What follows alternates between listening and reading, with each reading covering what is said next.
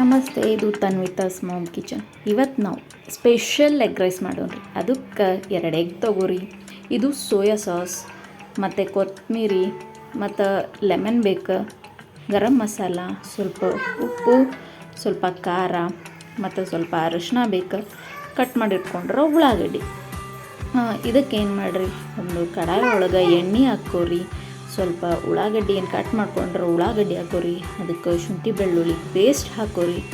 ಹಾಕ್ಕೊಂಡ್ಮೇಲೆ ಅದನ್ನು ಚೆಂದ ಕಲಸಿ, ಹಸಿ ವಾಸನೆ ಹೋಗ್ಬೇಕಲ್ಲ ಉಳ್ಳಾಗಡ್ಡಿದು ಮತ್ತು ಶುಂಠಿ ಬೆಳ್ಳುಳ್ಳಿ ಪೇಸ್ಟ್ದು. ಅದಕ್ಕೆ 2 ಎಗ್ಗಿದ್ವಲ್ಲ ಅವನು ಹೊಡೆದಾಕೋರಿ. ಹೊಡೆದಾಕೊಂಡ್ಮೇಲೆ ಅದನ್ನು ಫುಲ್ ಸಣ್ಣಗಾಗ್ಬೇಕು ನೋಡಿರಿ. ಅದಕ್ಕೆ ಚುಚ್ಕ ತೊಗೊಂಡಿನಿ ನಾನು.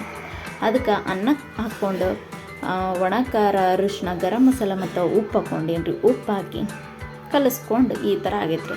ಅದಕ್ಕೆ ಸೋಯಾ ಸಾಸ್ ಸ್ವಲ್ಪ ಹಾಕ್ಕೊಂಡೀನಿ. ಸೋಯಾ ಸಾಸ್ ಹಾಕ್ಕೊಂಡು ಕಲಿಸ್ಕೊಂಡ ಮೇಲೆ ಅರ್ಧ ನಿಂಬೆ ಹಣ್ಣು ಹಾಕ್ಕೊಂಡೀನಿ ರೀ. ಯಾಕಂದ್ರೆ ನನ್ನ ಹತ್ರ ವಿನೆಗರ್ ಇಲ್ಲ. ವಿನೆಗರ್ ಹೆಲ್ತ್ಗೂ ಒಳ್ಳೆಯದಲ್ಲ ಅಂತ ನಾನು ನಿಂಬೆಹಣ್ಣು ಆ್ಯಡ್ ಮಾಡ್ಕೊಂಡೀನಿ. ಅದಕ್ಕೆ ಸ್ವಲ್ಪ ಕೊತ್ತಂಬರಿ ಆ್ಯಡ್ ಮಾಡಿದ್ರೆ ಜಾಸ್ತಿ ಆ್ಯಡ್ ಮಾಡಿಬಿಟ್ರೆ ರೆಡಿ ಆಯ್ತಲ್ಲ ರೀ ಎಗ್ ರೈಸ್ ವಿತ್ ಎಕ್ಸ್ಟ್ರಾ ಉಳ್ಳಾಗಡ್ಡಿ. Thank you for watching.